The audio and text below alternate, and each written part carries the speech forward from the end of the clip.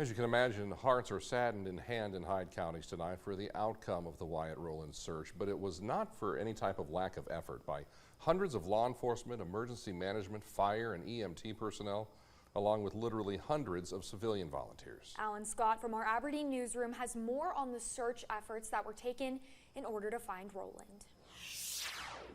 Truly an unfortunate outcome in the search for Wyatt Rowland, who was ultimately found deceased.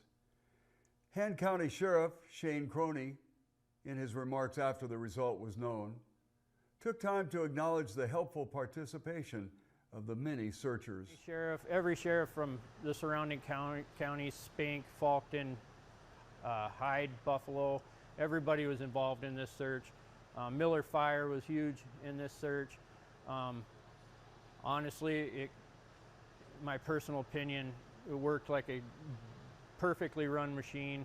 The amount of volunteers was, again, overwhelming.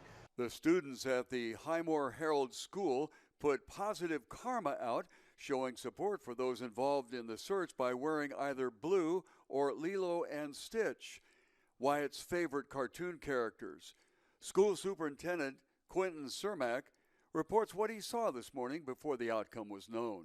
A fantastic number of students wearing blue, but the kids are wearing blue, a lot of the staff are wearing blue, and I'm very proud of how they've stepped up and to show their support. It's very indicative of our community. Our community does a great job of supporting everybody, so it's no surprise to me that our students and children do the same.